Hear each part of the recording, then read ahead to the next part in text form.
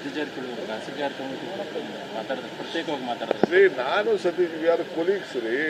ಮಧ್ಯಾಹ್ನ ಕ್ಯಾಬಿನೆಟ್ ಅಲ್ಲಿ ಇರ್ತೀವಿ, ರಾತ್ರಿ ಊಟಕ್ಕೆ ಸೇರ್ತೀವಿ, ಬೆಳಗ್ಗೆ ತಿಂಡಿಗೆ ಸೇರ್ತೀವಿ, ಇವೆಲ್ಲ ಇದ್ದೇ ಇರ್ತದೆ. ಈಗ ನಾನು ಎಂ.ಬಿ. ಪಾಟೀಲ್ 1 ಗಂಟೆ ರಾಜ್ಯದಕ್ಕೆ ಯಾವ ರೀತಿ ಇನ್ವೆಸ್ಟರ್ಸ್ನ ಕರಿಬೇಕು, ಏನು ಮಾಡಬೇಕು, ಆಂಧ್ರ ಯಾವ ರೀತಿ ನಮಗೆ ಕಾಂಪಿಟೇಷನ್ ಬರ್ತಾ ಇದೆ, ತಮಿಳುನಾಡು ಯಾವ ರೀತಿ ಬರ್ತಾ ಇದೆ, ತೆಲಂಗಾಣ ನಾಳಿದ್ದು ಒಂದು ದೊಡ್ಡ ಕಾರ್ಯಕ್ರಮ ಇಟ್ಟಿದೆ, ನಾವು ಹೆಂಗೆ ಕಾಂಪೀಟ್ ಮಾಡಬೇಕು, ನಾವು ಗ್ಲೋಬಲ್ ಲೆವೆಲಲ್ಲಿ ಹೆಂಗೆ ಕಾಂಪೀಟ್ ಮಾಡಬೇಕು, ಅದನ್ನು ನಾವು ಚರ್ಚೆ ಮಾಡ್ತಾ ಇದ್ದೀವಿ.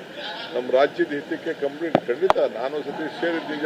ಎಲ್ಲೋ ರಾತ್ರಿ ಯಾವುದೋ ಒಂದು ಮದುವೆಯಲ್ಲಿ ನಾವೆಲ್ಲ ಸೇರಿಕೊಂಡು ಕೆಲವು ವಿಚಾರಗಳು ರಾಜ್ಯದ ಪಕ್ಷದ ವಿಚಾರ ಮಾತಾಡ್ತಾ ಇರ್ತೀವಿ.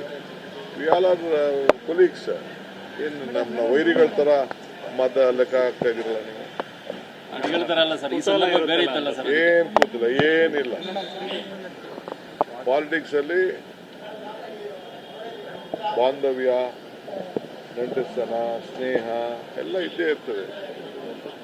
ದೆಹಲಿಗೆ ಸರ್ವಪಕ್ಷ ನಿಯೋಗ ಹೋಗೋದು ದಿನಾಂಕ ಬದಲಾಯಿತ ಇನ್ನ ಮಾತಾಡಬೇಕು. ಅವರು ಬೇರೆ ನಮ್ಮ ಸೆಂಟ್ರಲ್ ಮಿನಿಸ್ಟರ್ಸ್ ಬಹಳ ಬ್ಯುಸಿ ಇದ್ದಾರೆ ಅಂತ ಹೇಳಿದ್ರು. ಅದಕ್ಕೆ 8ನೇ ತಾರೀಕು ನಾವು ಮುಂದಕ್ಕೆ ಹಾಕಿದ್ದೀವಿ.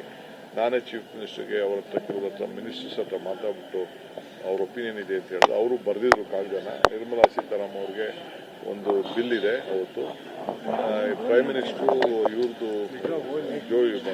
ಜೋಶಿ ಅವ್ರದ್ದು ರಿವ್ಯೂ ಇಟ್ಕೊಂಡಿದ್ದಾರಂತೆ.